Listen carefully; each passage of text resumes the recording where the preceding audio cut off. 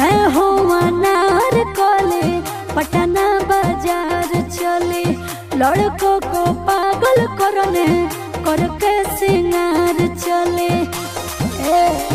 सुनो मैं हूँ अनार कले पटना बाजार चले लड़कों को पागल करने करके सिंगार चले। चलो ही दुकान में झूला के काना वाली पातर छौड़न के मोटा देगे चाटा के ओठा लाली पातर छौड़न के मोटा देगे चाटा के ओठा लाली।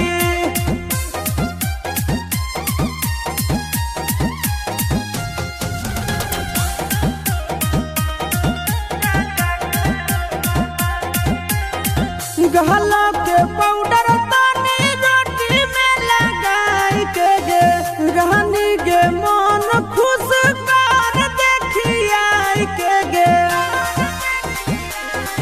अरे बाबू ये जवानी है बुक नहीं खोलेंगे हम चले कहूँ। अब मारो ही तू बान गे नैना से कजरा वाली पातर छौड़न के मोटा देगे चाटा के ओठा लाली पातर छौड़न के मोटा देगे चाटा के ओठा लाली।